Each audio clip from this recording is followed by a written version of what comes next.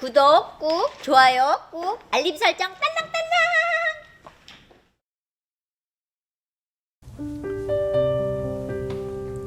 딸랑딸랑. 우리 한국 사람들은 만나면 식사하셨습니까?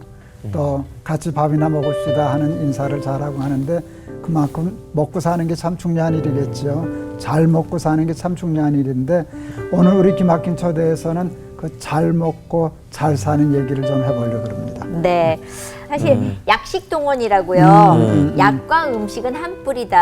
약식 동원. 예, 뭘 어떻게 먹느냐에 따라서 사실 우리 몸이 이게 건강하게 유지될 수도 있고 먹는 것 때문에 또 나빠질 수도 있고 맞아요. 그런 거 아닌가라는 네, 맞아요. 생각이 들어요. 근데 이게 제 얘기가 아니고요. 네. 먹거리로 우리 건강을 지키는 방법을 가르쳐 주시는 분이 계시대요. 전 처음 알았거든요. 네. 예, 이분이 말씀하시는 거 들으면서 느낌이 확 갔습니다. 네.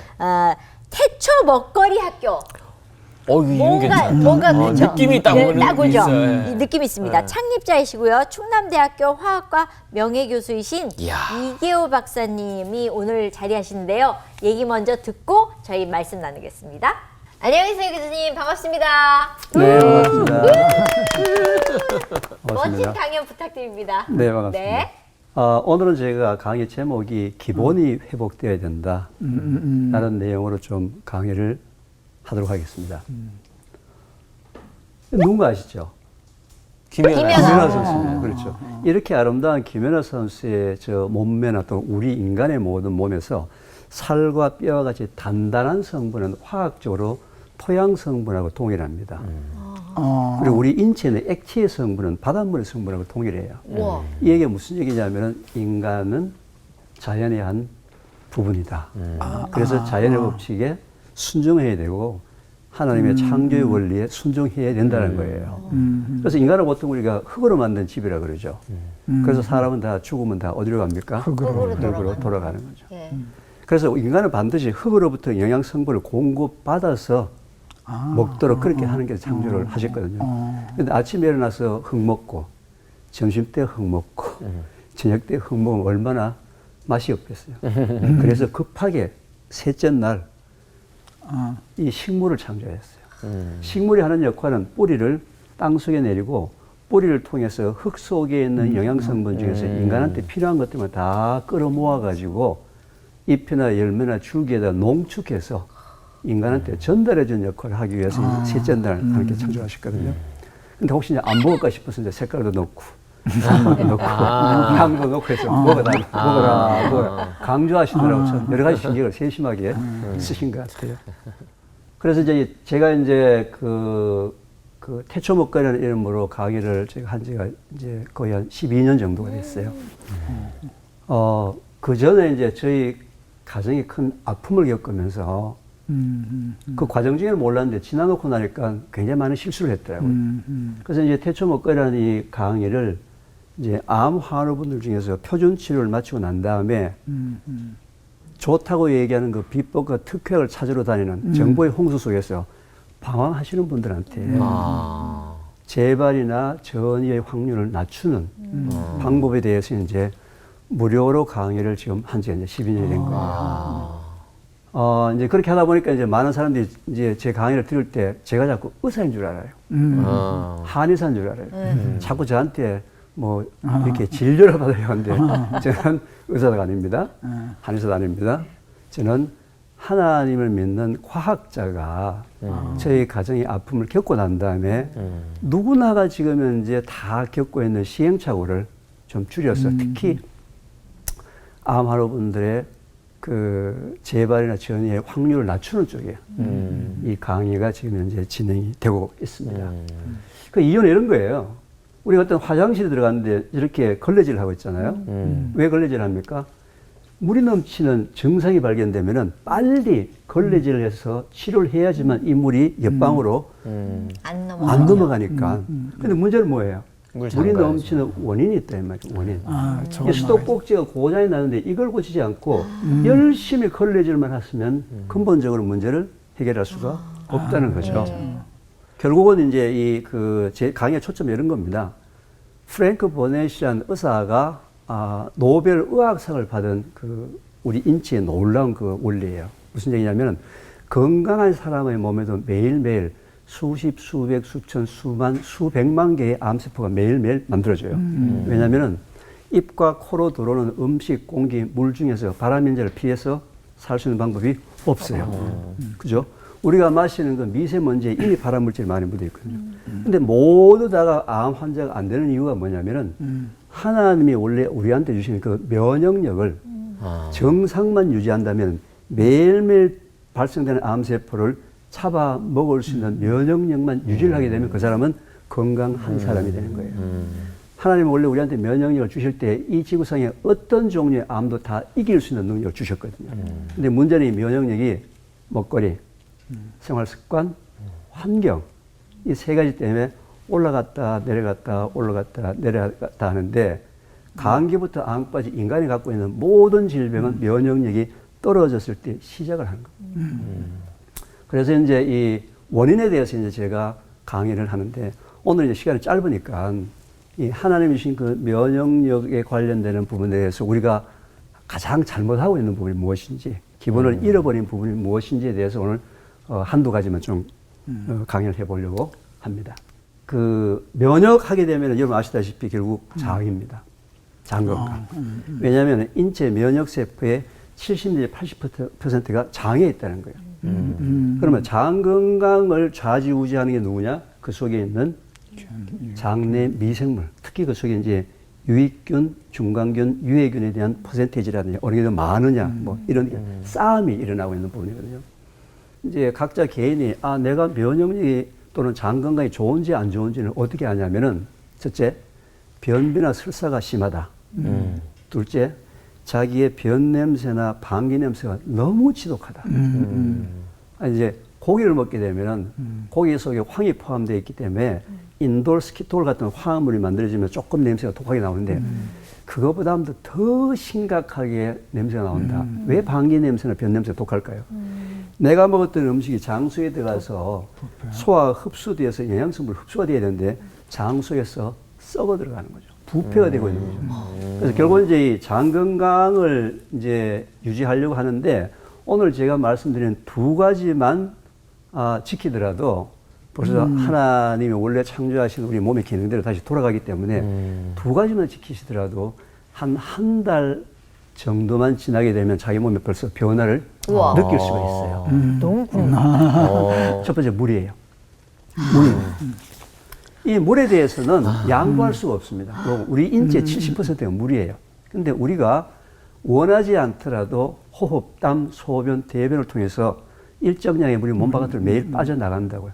빠져나가는 양만큼 반드시 보충을 해야지 하지 않게 되면은 체액의 농도가 줄어들게 되면은 우리 혈액은 영양성분 공급하고 노폐물 배출하고 면역세포를 데리고 다니면서 구석구석 다니면서 암세포를 잡아먹는 매일매일 청소하는 역할을 하는데 이게 뻑뻑하게 되면은 현장까지 가지 못하는 거죠. 그래서 제가 모두 제 강의를 듣는 암환자분들한테 제가 설문지 조사를 해보게 되면은 공통분모가 평소에 물을 잘 안 먹는 습관을 갖고 있는 분들이 굉장히 암환자분이 많습니다.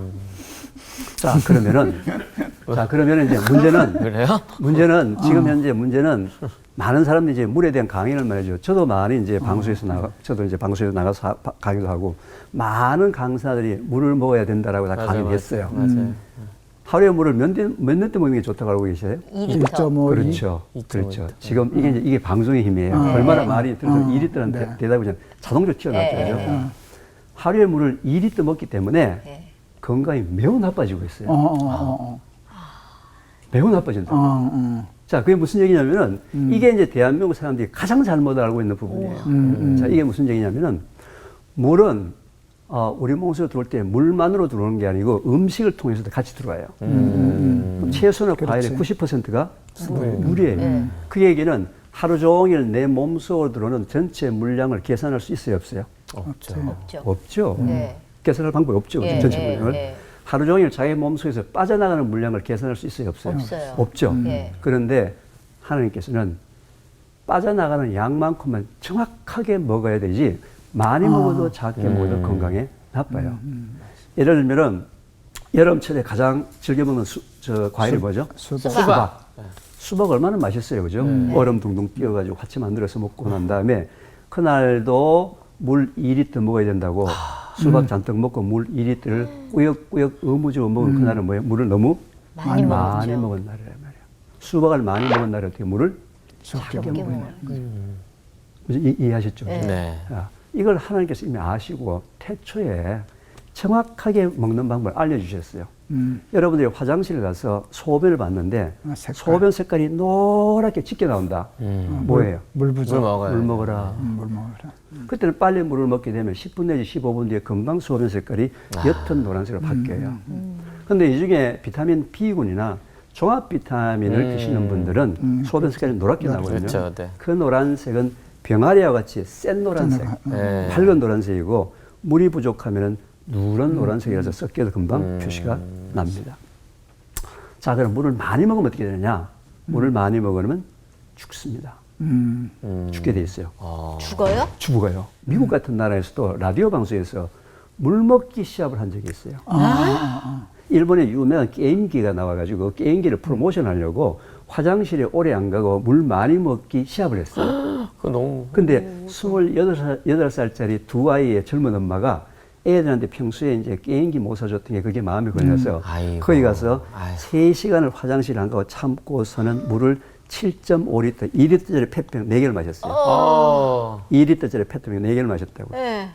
애들한테 게임기는 줬는데 그 죽었구나. 엄마는 저나트륨 혈증이라는 증상으로 심장마비로 사망을 하거든요. 아유. 전 세계에서 마라톤 같이 또는 뭐 이런 거 경기를 마라톤에서 물 과다 섭취로 죽은 사람이 많아요. 그 이유는 뭐냐면은 우리 혈액 속에는 나트륨과 칼륨이라는 두 개의 미네랄이 있는데 이 두 개의 미네랄은 전기를 발생해요.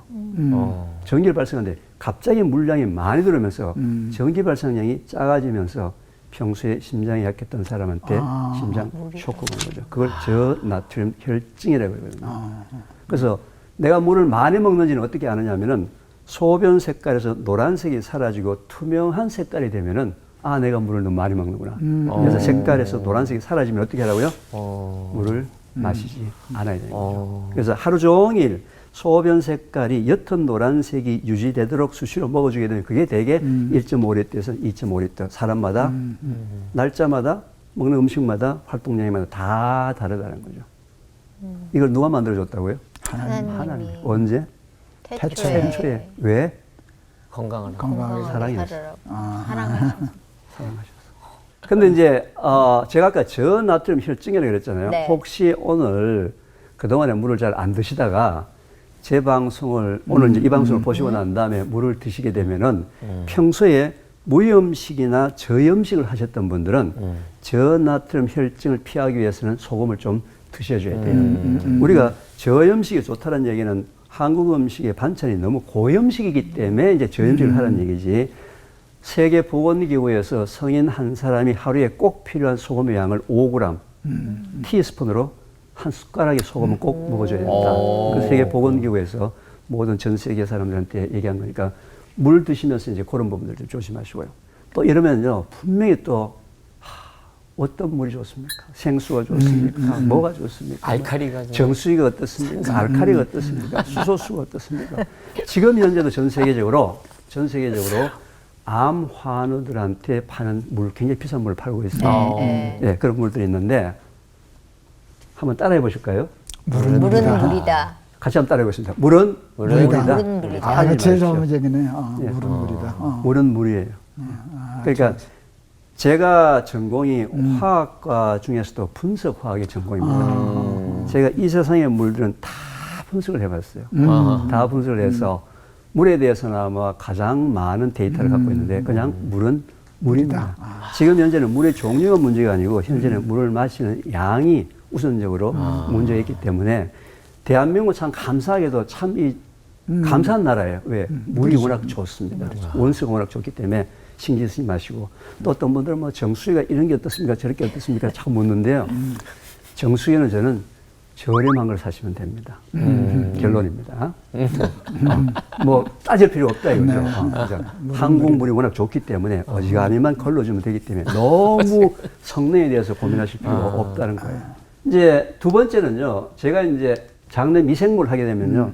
벌써 사람들이 교수님 그 유산균으로 다 해야 되는데 뭘 그 신경 쓰십니까? 현재 우리나라의 유산균의 그 먹는 사람의 숫자가 상승을 초월하거든요. 기본적으로. 자, 그러면 이제 우리 그 유산균 부분에 대해서 과연 우리 인체가 어떻게 알고 있는지 한번 알아보겠습니다. 보통 이제 유산균 하게 되면은요. 프로바이오틱스라고 얘기해요. 생균, 살아있는 균. 하도 광고를 해서 이제 그러니까요. 다 알고 있어요. 지금. 잠까지 살아가는 프로바이오틱스. 다 알고 있어요. 흔히 이제 보게 되면 프로바이오틱스 해가지고 뭐 락토바실러스, 비피더스 많이 들었던 거예요. 워낙 많이 광고를 했어요. 사람이 먹을 수 있는 이 유산균의 종류가 19가지가 있어요. 그 19가지 중에서 3개, 4개, 5개, 6개 적절하게 혼합해서 판매를 현재 상업적으로 하고 있어요. 근데 락토바실러스는 이제 소장에 사는 균이고요. 비피더스는 대장에 사는 균이에요. 근데 현재 이런 균들은 상업적으로 판매되는 이런 균들은 온도에 매우 약해요. 그리고 위산에 거의 다 죽어버려요. 그리고 현재 제품으로 파고를 있는 것들이 대개 100억 마리 이하, 100억 마리 이상은 이제 의사의 처방을 받아서 하는 의약품으로 분류가 되기 때문에 왜냐하면 너무 많아도 병이 걸려요. 오히려. 그래서 유산균 과다 섭취해가지고 오히려 폐혈증으로 돌아가신 분들 많아요. 그래서 이게 100억 마리 이상은 반드시 의사가 처방을 해서 건강 상태를 보면서 하도록 했기 때문에 상업적으로 그냥 살 수 있는 건 100억 마리 정도예요. 근데 아까 얘기했지만서도 유산균이 들어와서 위에서 거의 다 죽고요. 췌장, 담즙이 거의 다 죽어버려요. 그럼 왜 먹어요? 그래서 각 회사마다 캡슐을 씌웠다. 그러니까요. 특허를 받아가지고 장까지 나르는 각각의 독특한 특허 기술을 가지고 장까지 가는 이제 그 한 거죠. 비피더스. 그죠. 근데 문제는 이게 이제 들어와서 100억 마리 이하가 들어오더라도 장은 이 속에 있는 균 숫자가 100조, 200조, 300조, 400조예요. 그거 100억 마리 먹어서 표시가 나요, 안 나요? 안 나죠, 그죠? 결론은 문제는 이게 들어와가지고 뭐예요? 자, 살아서 오는 게 100% 다 살았다고 칩시다. 살았어요. 그 사람 특허를 인정해줘서 100억 마리가 들어왔어. 근데 이미 이 속에 100조, 200조가 있으면 표시가 안 난다, 이 말이죠. 그런데 문제는 이게 들어와서 번식을 하게 되면은 기하급수적으로 늘어나기 때문에 이 속에서 번식하는 조건을 만들어줘야 되겠죠. 번식을 하려면 먹이, 온도, 습도. 세 개가 있어야 되겠죠. 온도, 습도는 되어 있죠. 그죠? 몸의 온도가 39도니까. 습도가 있죠. 먹이가 없어요. 먹이가 뭐냐? 유산균을 모든 먹이는 포도당입니다.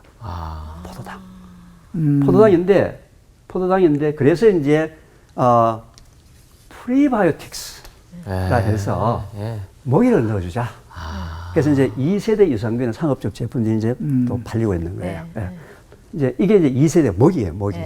먹인데, 아까 제가 포도당이라고 그랬잖아요. 근데 참 재밌게도 모든 포도당은 소장에서 전부 다 흡수가 돼버려요. 100% 소장이 포도당을 흡수하는 것이에요.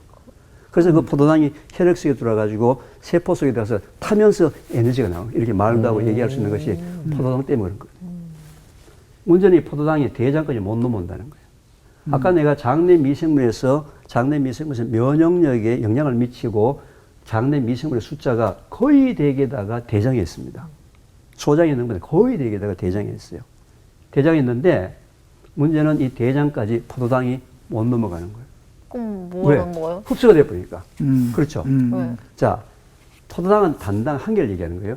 포도당이 2개 붙어 있는 걸 2당, 설탕, 꿀, 엿. 포도당이 3개 붙은 걸 뭐라 그럴까요? 3개. 그거부터 더. 2개짜리 2당이라고 했잖아. 3개짜리는 3당, 그렇지. 근데 힌트를 줬는데 금방 아시네. 3당 또는 다당. 3개에서 10개가 붙어 있는 것을 일컬어서 올리고당이라고 얘기합니다. 올리고당. 그럼 3개에서 10개짜리가 들어오게 되면은 여기서 분해가 안 돼, 소장에서. 분해가 안 되고 초기까지 넘어오는 거야. 그래서 주부들이 요즘 올리고당을 요리에 사용하는 이유가 이게 칼로리가 없다 그러더라. 비만 안 된다 그러더라. 그래서 왜냐하면 소장이 흡수가 안 되니까 대장수로 넘어오는 거죠. 넘어와가지고 요 초입에 3개에서 10개짜리가 분해가 되면서 포도당을 만들어줘가지고 여기에 있는 균들을 살리는 거예요. 그래서 이 올리고당이 포함되어 있는 음식을 반찬으로 드셔야 돼요. 올리고당이 포함된 음식이 반찬이 양파, 마늘, 약혼, 시커멓게 익은 뜨리용 바나나, 싸구려 바나나, 그리고 콩. 이런 음식을 먹게 되면은 이 속에 포함되는 올리고당이 어디까지? 소장을 지나서 대장 초입까지 들어가서 여기에 있는 애들이 지금 난리가 났어요. 지금. 얘들이 이때까지 굶었거든요. 잔치가 벌어졌죠. 잔치 난리가 났죠. 난리 났죠. 자, 그런데 이제 이게 3개에서 10개짜리는 초입에 다 분해가 되고 행행결장, 하행결장, S결장, 직장, 항문까지는 여기는 3개에서 10개까지가 접근을 못해요. 현재 우리나라가 인구 10만 명당 45명의 대장암 환자가 있거든요. 10만 명당 45명이 전 세계 184개국 중에서 몇 등쯤을 할 거예요? 대략 추측. 1등. 184개국 중에서. 대략 그래 추측 그냥. 전 1등. 한 10등? 10등. 난 2등 갈래. 2등. 목사님이나 우리 집사님은 우리나라를 너무 무시한 것 같아요. 우리는요, 1등 안 하면 안 합니다. 우리나라가 대장. 우리나라가 대장 환자가 전 세계 이거 좋아하면 안 되는 1등입니다. 건데. 그러니까. 전 세계 아. 좋았어. 그런데 더 충격적인 사실은 대한민국에 살고 있는 남자가 여자보다 발병률이 2배가 더 높다는 거예요. 그 얘기 무슨 얘기입니까? 현재 대한민국에 살고 있는 남자라고 생긴 사람들은 전 세계에서 1등보다도 2배가 높은 특등을 할 정도의 장 건강이 이제 나쁘다는 거예요. 그런데 이게 사회적으로 이슈가 안 돼 있어요. 그러네. 왜 그러지? 코로나 바이러스는 아무도 아니에요. 그러네요. 이건 죽고 사는 문제라고. 그러네요. 그죠? 전 세계 1등인데, 통계학적으로 나와 있는데. 그런데 이 10만 명당 45명의 대장암 환자 중에서 뭐예요? 직장암이 제일 많아요. 항문 바로 있는 직장. 이 얘기 무슨 얘기예요? 여기에 균이 하나도 없답니다.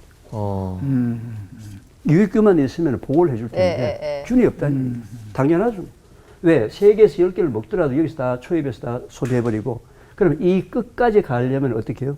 당이 20개, 30개 길게 붙은 녀석. 그죠? 긴 녀석이 가면은 끝까지 가겠죠. 그쵸. 그 20개, 30개 길게 되어 있는 녀석을 일컬어서 이눌린이라고 합니다. 이 이눌린이 많이 들어있는 음식이 우엉, 도라지, 더덕, 돼지 감자, 고들빼기, 치커리 같은 뿌리 식품. 그러네요. 자, 이 세상에 하나님이 제3의 날 식물을 창조하시면서 뿌리 식품을 준 이유가 뭐예요? 우리 장을 위해서. 근데 현대인의 특징이 뭡니까? 이런 음식을 안 먹어요. 거의 안 먹죠. 그죠? 자, 그러면은 하나님의 창조 원리 중에서 뿌리 식품을 준 이유가 있을 거 아니에요? 그쵸. 그 음식을 제가 먹는 게 하나님의 말씀에 순종하는 믿음 생활이거든요. 다들 믿음 생활을 우리가 그렇죠. 교회 가서 예배 드리고 기도하고 성경 공부하는 걸 믿음 생활을 생각하는데 그거는 영적인 생활 맞아요. 영적으로 하나님의 말씀에 순종하는 믿음 생활이죠. 근데 육적으로 하나님의 창조의 원리에 맞게 우리 몸을 관리하는 것도 뭐예요? 믿음 생활이죠. 그래서 이 프락토골리돈과 이눌린이 포함되는 반찬을 최소한 하루에 한 끼 정도만 먹더라도 이거 한 끼 정도만 먹더라도 한 2주, 3주가 지나면 벌써 변 색깔에서 노란색이 바뀝니다. 변 색깔의 노란색이라는 얘기 뭐예요? 비피더스 균이 늘어났다는 거죠. 아이들 금방 태어난다는 항상 황금변이죠. 비피더스예요. 그래서 자기 장소에서 비피더스 균이 회복되는 걸 자기가 직접 말씀 순종하면서 자기 스스로 확인을 해보면은 확인이 가능하다는 거죠. 근데 이제 제가 이제 이런 강의를 하고 난 다음에는 여지없이 한 달 정도가 지나면 저한테 연락이 옵니다. 어떤 연락이 오느냐. 교수님 말씀을 했는데 설사가 난다고. 너무 많이 먹으면 너무 많이 먹으면 너무 많이 아침도 먹고 점심도 먹고 가루 내서 먹고 즙 내서 먹고 들고 다니 먹고 너무 많이 그렇지. 너무 많이 네? 우엉차 그래서 도라지. 이게 양이 늘어나게 되면 벌써 변에 무른 정도가 표시가 나요. 부른 정도가 물러지면 벌써 양이 많아진 많이 거예요. 먹었다. 그래서 이런 부분들만 제대로 하더라도 장 건강을 얼마든지 회복시킬 수가 있다는 거예요. 자, 이제 2세대잖아요. 2세대인데 이제 일반적으로 보통 이제 올리고당 하게 되면 주부들이 그거 마트에서 사는 거를 먹어도 됩니까? 이렇게 하거든요. 근데 올리고당은 설탕에 비해서는 당도가 2배가 낮아요. 그래서 항상 주부들이 요리할 때 설탕을 한 숟가락 넣었으면 올리고당은 3숟가락, 4숟가락 넣어야 되니까 많이 넣으니까 불평을 하니까 이제 제조회사에서 올리고당에다가 설탕 또는 액상과정을 포함시켜서 당도를 높인 걸 팔고 있으니까 볼 때는 항상 뒤에 라벨을 봐가지고 100%를 사시든지 아니면 저는 이것만 가지고도 충분하다. 이걸 반찬을 하루에 한 끼씩만 먹으면 되거든요. 그래서 이제 프로하고 프리를 합쳐가지고 이제 신바이오틱이라 가지고 3세대 해가지고 요즘 또 이렇게 좀 고가로 팔고 있어요. 고가로 팔고 있는데, 저는 이 1세대, 2세대, 3세대에서 근래에 또 4세대가 몇 년 전부터 나왔어요. 우와. 4세대가 프로바이오틱, 프리바이오틱 플러스 메타볼라이트 대사 물질을 집어넣어 가지고 좀 더 좋은 걸 집어넣어 가지고 이제 4세대 유산균들에게 팔고 있는데요. 저는 그거보다는 우리 한국 사람한테는 전통 발효식품이 근본적인 제4세대 유산균이에요. 전통 발효식품. 콩을 발효시킨 된장. 된장. 청국장 된장. 채소를 발효시킨 김치. 근데 이제 된장은 지금 소금기가 넘어야 되기 때문에 청국장. 그다음에 두 번째 김치 중에서 젓갈이나 고춧가루가 너무 들어간 거 말고 동치미, 백김치 또는 물김치 같은 이 두 가지만 같이 드시게 되면요 제 4세대입니다. 왜요? 청국장 보게 되면 끈적이가 있죠. 그 끈적이가 뭐라고 우리가 얘기하냐면 그 끈적이 가지고 혈전 용해제를 만들거든요. 그게 이제 대사물질이에요. 피에 피떡을 막 이렇게 녹여주는 거. 그런 물질도 들어있고 여러 가지 물질이 많이 들어있어요. 골다공증을 막아주는 비타민 K도 많이 들어있고 뭐 굉장히 많이 이제 포함. 또 여성들의 그 갱년기를 좀 이렇게 도와주는 이소플라빈이라는 성분도 들어있고 굉장히 많이 들어있어요. 그게 이제 메타볼라이트로 들어있고 발효 콩에는 청국장에는 균도 있죠.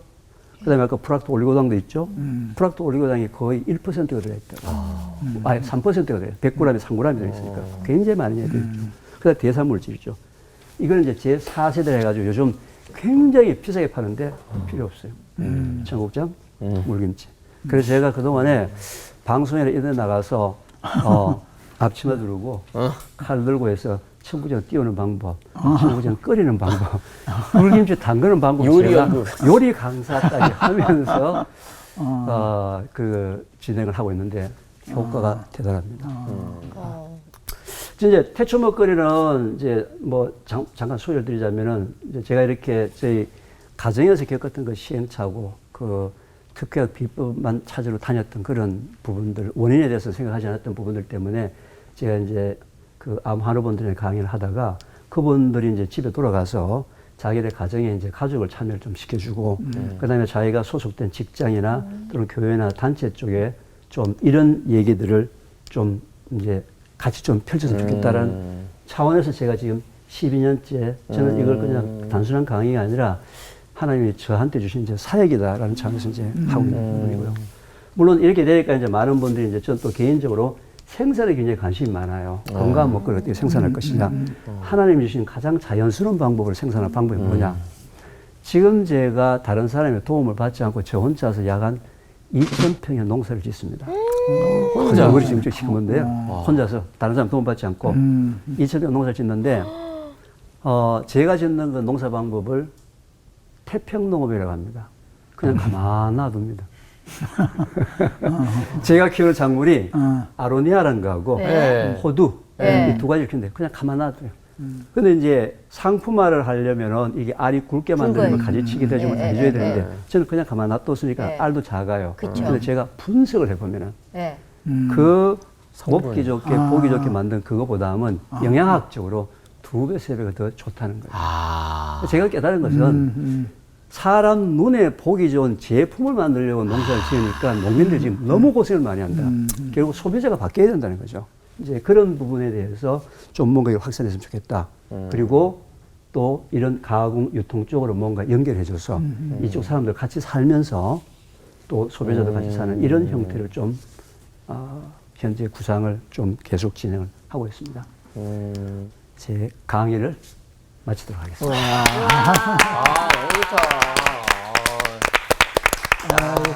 너무 좋은 강의 들었어요. 진짜요. 저는 이 강의를 이렇게 들으면서 너무 빠져들었어요, 제가. 생활 습관이라 하셨는데 저 같은 경우는 아침을 일도 안 먹거든요. 네, 막 우기시는 분들 계세요. 내가 안 맞는다는데 막 너 구겨 넣어야 돼.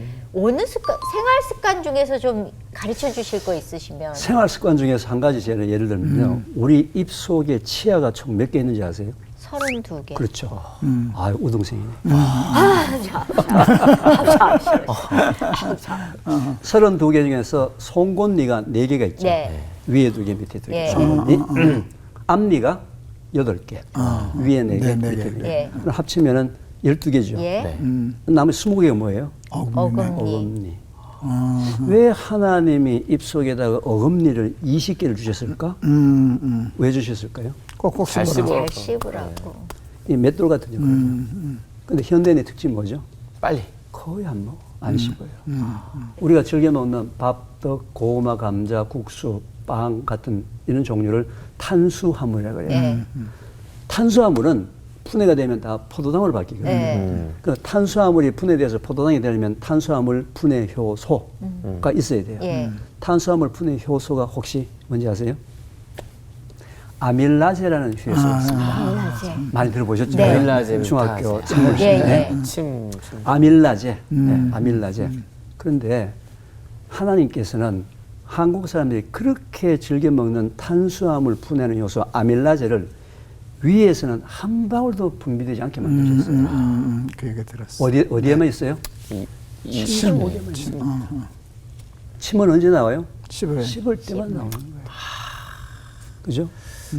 자, 씹을 때만 나온다고요. 예. 그런데 예를 들면은 안 씹고 바쁘니까 물에 말아가지고 그냥 후루룩. 후루룩 먹었어. 네. 그죠? 국수 그냥 면치기 하는데 후 해가 그냥 넘겼어. 네. 그죠? 네. 그러면 위에서는 주물리면 주물리는데 효소가 없죠. 네. 탄수화물 덩어리죠. 탄수화물 덩어리가 죽이 돼가지고 어디로 내려갑니까? 소장. 소장으로 내려가죠. 그럼 소장의 온도가 몇 도예요? 39도예요. 굉장히 뜨거운 날. 한두 시간 되면 어떻게 될 거예요? 부패하네요. 부패든. 짬밥통이 짬밥통. 그럼 그 사람 특징이 뭘까요? 방구가 냄새가 냄새가 냄새가 난다. 지독한 거예요. 아, 왜? 재밌네. 썩으니까 그 속에서. 그죠? 썩으니까. 많이 씹어야지만 그 음식이 내 몸속에 들어와서 소화되어서 흡수되어서 약이 되지. 빨리 먹은 밥은 전부 다 부패되고. 독이 되는 거예요. 그래서 한 입에 밥을 먹고 입속에 넣어서 많이 씹는 것도 신앙생활이다. 왜? 하나님의 말씀에 순종하는 거니까. 나와주셔서 네, 오늘 너무 고맙습니다. 감사하고요. 네, 저희 고맙습니다. 아마 그 태초먹거리 학교에 등록할 세 사람 있습니다. 네, 요즘 이제 그 코로나 때문에 이제 대면 강의는 좀 잠깐 조금 쉬고 있는데 예, 그 예. 대면 강의를 소규모로 다시 오픈하려고 지금 예, 너무 예. 노력을 하고 저희 있습니다. 꼭 찾아뵙도록 하겠습니다. 오늘 나와주셔서 감사합니다. 네, 감사합니다. 강의 들으면서 알기는 알겠는데요. 네. 이제 같이 먹으면서 나 오늘부터 강의 들었는데 이렇게 먹을 거야. 여러분. 야, 뭘 그렇게 벨나게 그래. 그냥 먹든 되든 대로 해. 뭘 그렇게 혼란을 떠냐. 그냥 난 이러다 살 거야. 그럼 나 이렇게 살 거야. 뭐 어. 이러고 그러면 갑자기 기가 확 죽어요. 맞아요, 그래서 맞아요. 그래도 들은 대로 살고 싶은데 이 옆 사람들의 협조도 필요하고 내 자신이 이렇게 마음가짐을 하는 것도 되게 중요하다는 생각이 맞아요. 드는데 사실 그게 고집이잖아요. 그렇죠. 믿음에도 고집이 좀 필요하지 않나. 아, 그러겠네요. 그죠? 네. 그 얘기를 오늘 목사님이 해주신대요. 고집스럽게 한번 살아볼까요? 아, 들어볼까요? 예, 어떻게 살아야 되는지. 아, 궁금합니다. 예. 네, 여호수아서 1장 1절에서 4절 제가 읽겠습니다. 여호와의 종 모세가 죽은 후에 여호와께서 모세의 수종자 눈의 아들 여호수아에게 말씀하여 이르시되 내 종 모세가 죽었으니 이제 너는 이 모든 백성과 더불어 일어나 이 요단을 건너 내가 그들 곧 이스라엘 자손에게 주는 그 땅으로 가라. 내가 모세에게 말한 바와 같이 너희 발바닥으로 밟는 곳은 모두 내가 너희에게 주었노니 곧 광야와 이 레바논에서부터 큰 강 유브라데 강까지 해쪽석의 온 땅과 해지는 쪽 대까지 너희 영토가 되리라. 모세가 죽은 후에 이제 여호수아에게 하신 하나님의 말씀이에요. 다시 말하면 내가 지시한 땅으로 모세가 이끌고 왔었잖아요. 근데 제가 어느 단어 이렇게 딱 와닿는가 하면 그 땅, 정관사잖아요. 하나님이 정하신 꼭 그 땅이 있어요. 가나안이겠지. 아무데나 가지 말고 꼭 그 땅으로 가라는 거예요. 어느 날 그게 이렇게 탁 와닿았어요. 그러니까 우리는 그냥 저 땅으로 가려고 그러거든. 아무 땅이나 그냥 눈에 보이는 대로 가는데 하나님은 꼭 내가 가야 할 그 땅이 있다는 게 이렇게 참 마음에 와 닿았어요. 세상에는 하나님이 정하신 그 땅도 있지만 세상 사람들이 좋아하는 저 땅이 너무 많아요. 근데 저 땅이 좋을까요? 그 땅이 좋아 보일까요? 저 땅이 너무 좋아.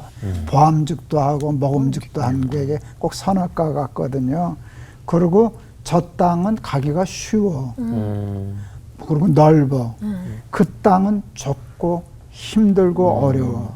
볼 것도 없고 가면 먹을 것도 없을 것 같은데 하나님은 꼭 그 땅으로 가라 그러셔요. 높은 뜻 이제 숭일교회 제가 이제 처음 개척한 교회인데 이제 올해로 꼭 20년이 되네요. 이제 몇 줄 있으면 20주년이 되는데 그 할 때 하나님이 주인이신 교회라는 목표를 세웠어요. 사람 주인 노릇하면 안 돼. 목사도 장로도 돈 많은 사람도 사람은 주인 노릇하지 말고 하나님만 주인 노릇하시는 교회가 되게 하자. 이게 하나님이 저한테 주신 깨달음이었어요. 구체적으로 어떻게 하면 하나님이 주인이 되시는 교회가 될까 할 때 우리가 6가지 목표를 세웠어요. 실천 방안으로. 근데 그 중에 하나가 뭔가 하면 저는 이 말이 참 마음에 들어요. 하나님의 식과 법을 고집하는 교회. 하나님의 식과 법을 고집하는 교회. 제가 이제 예배당을 학교를 빌렸었잖아요. 근데 이제 교회는 좀 커졌어요. 그러니까 우리가 얼마든지 땅 사고 예배당 질 만한 힘을 갖게 되었어요. 근데 교회가 예배당 있는 게 잘못된 건 아닌데 나는 예배당보다 일을 먼저 하고 싶었어요. 예배당 좀 나중에 천천히 짓자. 근데 일부터 해보자 그래서 그걸 보이지 않는 성전 건축 해가지고 적지 않은 돈을 우리가 예배당 건축할 돈이니까 큰 교회였으니까 제법 큰 돈을 헌금 받아서 신나게 일을 했어요. 뭐 재단도 세우고 뭐 학교도 세우고 이제 일은 선교하는 일에 썼는데 이제 사탄이 그 이제 싫었던 것 같아. 이제 방해를 했어요. 방해를 했는데 우리가 학교에서 나오게 되었어요. 그렇게 하면 어떻게 해야 되는가 하면 순서를 바꿔야 돼. 보이지 않는 성전 건축 그거를 보이는 예배당으로 바꾸고 나중에 해야 된다고 그래야 되는데 하필 그때 성경을 읽는데 누가복음 9장 62절을 딱 읽었어요. 그때 성경 안 봐야 돼. 돼요, 성경. 그때 성경 보면 골치 아파. 그래. 그게 뭔가 하면 쟁기를 잡고 뒤를 돌아다보는 자는 하나님 나라에 합당치 않다. 미치겠더라고. 그 말이 빤하거든. 이게 잠깐 융통성 있게 잠깐 보이는 대로 돌아갔다가 다시 글로 가겠습니다 하는 건데 하나님은 안 된다는 거야. 하나님은 아니야. 그건 하나님의 나라의 식이 아니야. 근데 그때 힘들었지만 우리가 결심했어요. 순종하자. 우리가 내세우기를 하나님의 식과 법을 고집하자 그러지 않았냐. 그래서 당회를 소집했어요. 그리고 설명했어요. 우리 장로님들도 맞다고, 그게 맞다고. 그래서 그날 당회록에 이렇게 결의했어요. 우리가 그때 200억 작정했었는데 큰 돈이지. 200억 중에 단돈 10원도 예배당을 짓는 일에는 쓰지 않는다.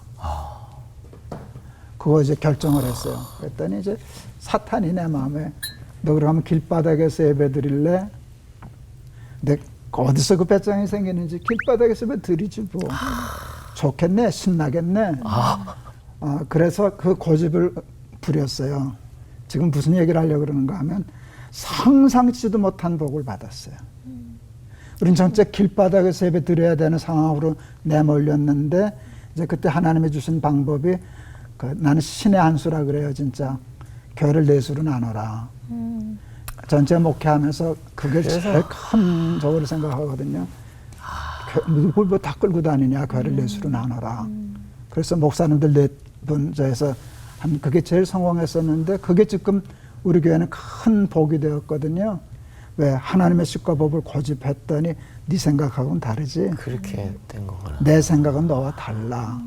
그래서 우리는 자꾸 뭐 합리적으로 생각하려고 할 때가 많고 또 요령과 꾀를 피우려고 할 때가 많고 또 타협하려고 할 때가 많아요.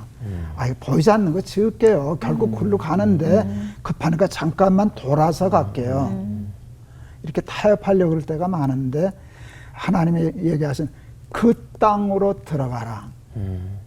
하나님이 그 정관사를 붙이면 좌로나 우로나 치우치지 말고 뒤돌아보지 말고 표대를 향하여 그냥 가라. 쭉 가는 그런 믿음의 우직함이 이 시대에 필요한 게 아닌가. 하나님의 식과 법 고집하고 살면 젖과 꿀이 흐르는 가나안 땅을 축복으로 받게 될 줄을 믿어서 아멘. 예수 믿는 이들은 조금 우직하게 고집 부리고 무식하게 좀 살아보자. 그 얘기 한번 했어요. 그러면 우리가 고집스럽게 살게 해달라고 기도 한번 할까요, 목사님? 고집스럽게 기도 목사님 해주세요. 복 있는 사람은 악인의 꾀를 쫓지 아니하고 여호와의 율법을 즐거워하여 주야로 그것을 묵상하는 자로다. 세상에 너무 꾀가 많습니다. 요령이 많습니다. 이상적인 합리화하는 일들이 많은데 하나님은 요령 없이 그냥 그 땅이라고 고집을 부리십니다. 저 땅으로 가지 말고 그 땅으로 들어가라. 하나님, 우리 예수 믿을 때 한번 믿음의 고집을 갖게 하여 주시옵소서. 아멘. 좌로나 우로나 눈 돌리지 아니하고 뒤돌아보지 아니하고 표대를 향하여 부르신 상을 위하여 달려가는 우직스러운 우리 신앙인들이 되어서 하나님이 허락하신 젖과 꿀이 흐르는 땅의 간증자들이 다 되게 하여 주옵소서. 아멘. 예수 그리스도 이름을 받들어 기도하옵나이다. 아멘. 아멘.